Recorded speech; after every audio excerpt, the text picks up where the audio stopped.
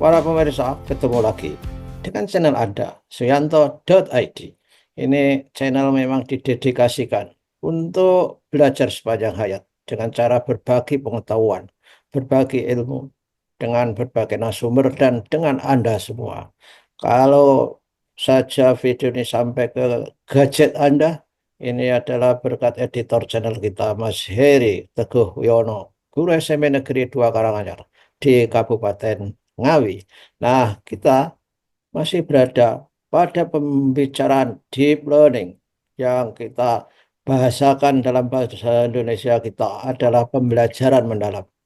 Untuk episode 4 ini, kita mengambil tema khusus untuk pembelajaran bahasa Inggris dengan narasumber luar biasa kita, Bapak Profesor Ali Sauhah, PhD. Beliau adalah Dekan Fakultas Keguruan dan Ilmu Pendidikan di Universitas Muhammadiyah Kalimantan Timur, yang dulunya adalah Guru Besar Universitas Negeri Malang.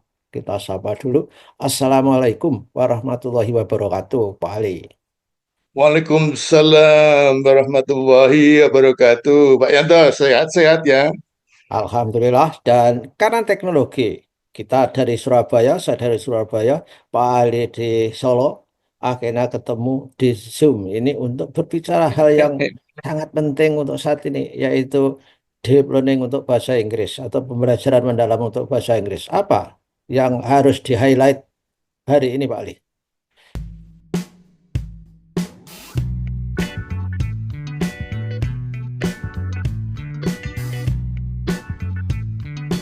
Iya Pak Yanto, ini episode keempat. Jadi saya harus ingat dulu pada episode ketiga itu apa yang kita bahas dan adakah janji yang mau saya teruskan. Ya, Ya, nyambung gitu, nyambung. Ini namanya scaffolding gitu ya Pak Yanto. ya, ya, ya, ya. Nyambung. Hmm. Yang ingin saya sambung adalah bahwa selama ini apa metode-metode mengajar bahasa Inggris atau pendekatan-pendekatan yang sudah diadopsi oleh bahasa Inggris itu sebetulnya memungkinkan untuk sampai kepada cita-cita deep learning, cita-cita pembelajaran mendalam. Tapi Ya. banyak yang tidak sampai. Kenapa tidak sampai? Karena substansi yang mereka ajarkan itu tidak mereka kuasai, yaitu kemampuan berbahasa Inggris. Hmm. Sehingga kemudian saya katakan bahwa deep learning atau katakanlah kita sebut saja istilah resminya di Indonesia, pembelajaran mendalam itu tidak akan sampai pada tataran deep learning, artinya pembelajaran yang mendalam, tapi hanya sampai pada tataran surface learning atau pembelajaran yang di permukaan saja. Kalau kemampuan bahasa Inggris guru-gurunya tidak memenuhi standar atau kurang apa namanya memadai lah gitu. Nah, kemudian pertanyaannya, kalau gitu dilatih bahasa Inggris dulu, baru kemudian dilatih bagaimana mengeterapkan, bagaimana melaksanakan, bagaimana implementasi deep learning. Tidak harus begitu, bisa simultan. Nah, Ya. bagaimana simultannya? Ini banyak orang yang bisa berkreasi ini, teman-teman apa teacher educator, English teacher educator ya, pendidik guru bahasa Inggris, saya kira dengan mudahnya mengadaptasi itu bagaimana agar tidak harus menunggu apa gurunya mampu bahasa Inggris dulu baru kemudian diberi pelatihan dalam melaksanakan deep learning. Begitu Pak Yanto. Ya, saya kira akan sesuai dengan tagline Suyanto.id, belajar sepanjang hayat, lifelong learning, untuk substansi bahasa Inggrisnya. Saya kira, kan ada komunitas ya, Pak Ali, seperti FGMP dan sebagainya, bisa dimanfaatkan untuk memperdalam substansi itu. Bukankah begitu, Pak Ali? Iya betul Pak Yanto. Ini saya kira itu termasuk ajaran agama ya, anu belajar sampai ke liang kubur sebelum ke liang kubur. Kalau sudah liang kubur nggak tahu belajarnya seperti apa. Tapi belajar sepanjang hayat itu tidak harus berlaku hanya untuk peserta didiknya, tetapi harus menjadi tampilan yang dilihat oleh peserta didik bahwa gurunya itu belajar sepanjang hayat. Jadi Ya, artinya dari waktu ke waktu ternyata gurunya meningkat kemampuan bahasa Inggrisnya karena ikut belajar bahasa Inggris. Ya, seperti yang saya katakan tadi, tidak harus kemudian menunggu kemampuan bahasa Inggris gurunya itu. Sehingga kalau ada pelatihan-pelatihan, mungkin juga berlaku untuk mata pelajaran yang lain, Pak Yanto. Hmm. Itu tidak harus kemudian persyaratan kemampuan bahasa Inggris dalam artian substansial yang diajarkan itu ditunggu, tapi Ya. bersama. Jadi misalnya katakanlah pada dasarnya kan kalau pelatihan pendekatan baru, bagaimana mengeterapkan metode-metode mengajar yang selama ini mereka gunakan, tapi kemudian dijiwai, Ya. dijiwai dengan adanya pembelajaran mendalam, itu kan selalu ada model-model pembelajaran. Jadi katakanlah misalnya itu dibangun dari praktek ngajar, tapi kalau dalam kaitannya dengan pelatihan mungkin itu istilahnya peer teaching ya, micro peer teaching. Micro teaching itu terbatas jumlah pesertanya, peer teaching itu peserta didiknya itu teman-temannya sendiri dalam kaitannya dengan pelatihan. Nah, Hmm. dalam pelatihan yang melibatkan praktek mengajar micro peer teaching tadi itu menggunakan bahasa Inggris.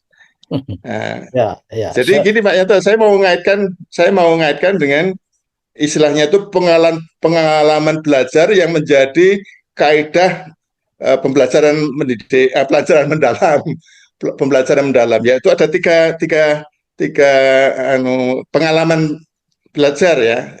Yang pertama adalah pemahaman yang mendalam, yang kedua itu mempraktekkan, yang ketiga itu refleksi. Ya, ini bisa dipakai sebagai pedoman untuk melaksanakan pelatihan-pelatihan yang integrasi antara kemampuan bahasa Inggris dengan bagaimana mereka memahami, memanfaatkan uh, tambahan tenaga baru, tenaga Ya. dalam. Saya menggunakan istilah tenaga dalam untuk memberi power pada metode mengajar yang selama ini mereka sudah kuasai.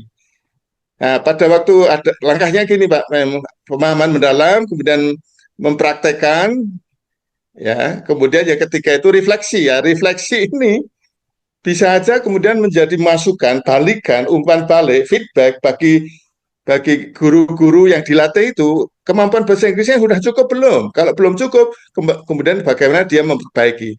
Salah satu cara memperbaiki bisa aja belajar mandiri, ya belajar mandiri menggunakan sarana pembelajaran kursus-kursus bahasa Inggris yang bisa diperoleh di YouTube gitu. Jadi ini termasuk bagaimana agar kemudian tidak lama-lama guru itu bisa melaksanakan pembelajaran mendalam dalam waktu singkat mungkin 1-2 tahun itu sekarang sudah bisa dimulai, nggak usah nunggu siapa-siapa.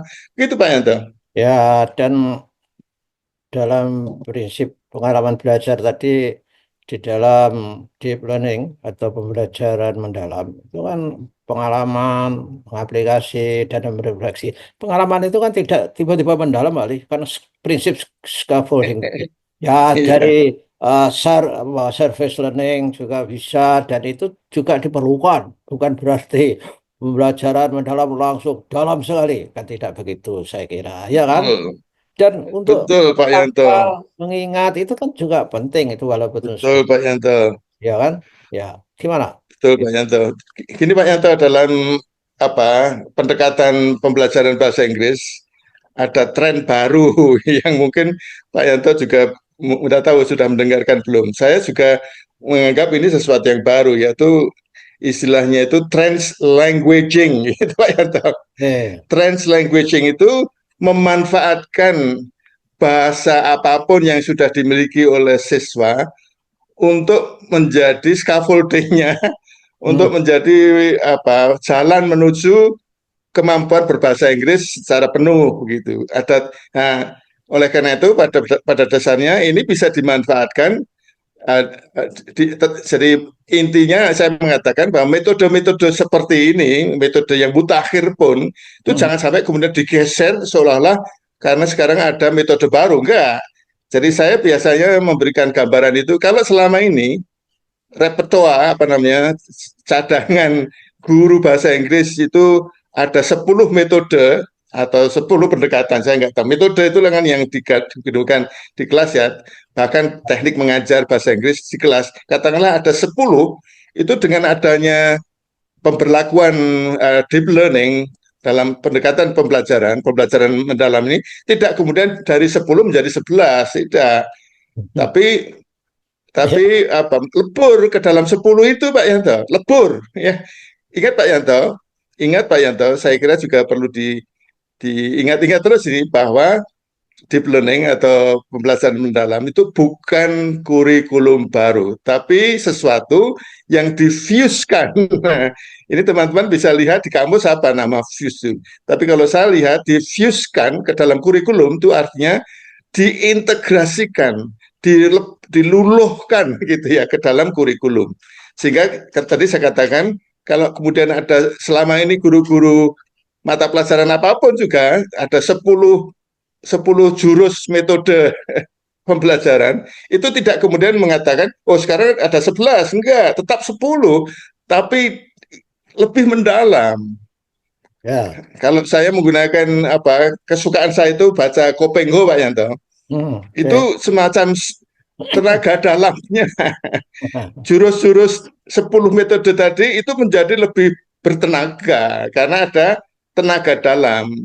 Dalam Ya. Kopengho itu namanya singkang Pak Yanto. Masih. Ya.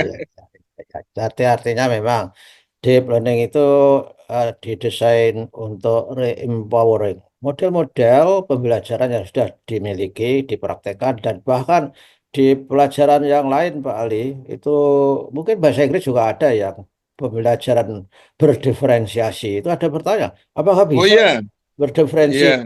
eh, di fit in dalam deep learning? Adalah bisa sepanjang orientasinya memberikan pengalaman belajar yang meliputi pemahaman, kemudian mengaplikasikan dan reflektif dan merefleksi diri. Kan penting, merefleksi itu kan untuk tahu bahwa siswa itu apa yang tidak diketahui. Dia tahu nggak apa yang tidak diketahui. Dia tahu nggak apa yang diketahui. Nah, itu penting Pak Ali ya, saya kira ya. Di bahasa Inggris juga, Dan ya kan? betul, Ya, jadi betul. Dan itu siklus Pak Yanto.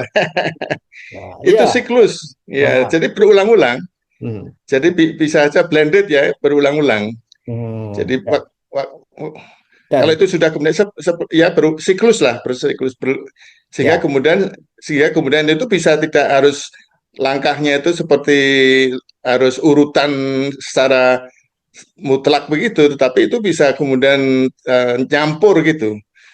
Pak ya. Yanto, sebelum diakhiri ya Pak Yanto, Oke, ada silakan Pak Ali. pertanyaan, ada pertanyaan yang penting sekali. Jadi sekarang ini kan marak di media itu adanya efisiensi.